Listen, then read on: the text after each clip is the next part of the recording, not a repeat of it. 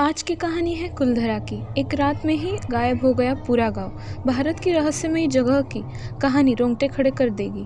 भारत की पारंपरिक ज़मीन में ऐसे कई राज दफन हैं जो कई वर्षों या कई सदियों बाद आज भी उसी तरह ताज़ा है और अनसुलझे हैं जितने पहले कभी हुआ करते थे। ये रहस्य कुछ ऐसे ही जिन्हें जितना सुलझाने की कोशिश होती है ये उतने ही उलझ जाते हैं। ऐसा ही एक राजस्थान के जैसलमेर जिले के कुलधरा गांव में भी दफन है। यह गांव पिछले 170 सालों से वीरान पड़ा है। एक ऐसा गांव जो रातों रात ही वीरान हो गया और सदियों से लोग आज तक नहीं समझ पाए कि आखिर इस गांव के वीरान होने का राज क्या था। कुलधरा गांव के वीरान होने को लेकर एक अजीबोगरीब रहस्य है। दरअसल कुलधरा की कहानी शुरू हुई थी आज से करीब 200 साल पहले, जब कुलधरा खंडर नहीं था बल्कि आसपास के 84 गांव पालीवाल ब्राह्मणों से आबाद हुआ करते थे। लेकिन फिर जैसे कुलधरा को किसी की बुरी नज़र लग गई थी। वो शख्स था रियासत का दीवान सलाम सिंह, अय्याश दीवान सलाम सिंह, जिसकी गंदी नज़र गांव की एक खूबसूरत लड़की पर पड़ गई थी। दीवान उस लड़की के पीछे इस कदर पागल हो गया था कि बस किसी तरह से उसे पा लेना चाहता था। उसने इसलिए ब्राह्मणों पर दबाव बनाना शुरू कर दिया। हद तो तब हो गई जब सत्ता के मद में चूर उस दीवान ने लड़की के घर संदेश भिजवाया कि यदि अगले पूर्णिमासी तक उसे लड़की नहीं मिली तो वह गांव पर हमला करके लड़की को उठा ले जाएगा।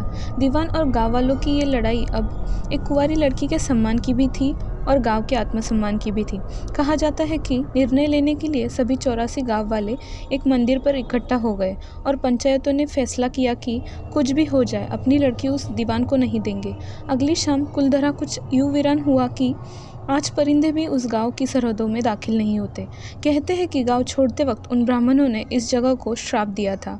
आपको बता दें कि बदलते वक्त के साथ 82 गांव तो दोबारा बन गए, लेकिन 2 गांव कुलधरा और खाबा तमाम कोशिशों के बाद भी आज तक आबाद नहीं हुए। ये गांव अब भारतीय पुरातत्व विभाग के संरक्षण में है, जिसे दिन की रोशनी में सैलानियों के लिए खोल दिया जाता है।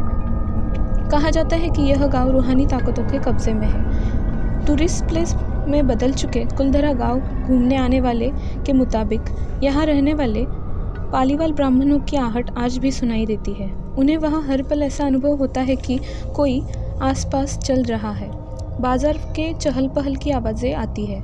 महिलाओं के बात करने और उनकी चूड़ियों और पायलों की आवाज़ हमेशा ही आती रहती है।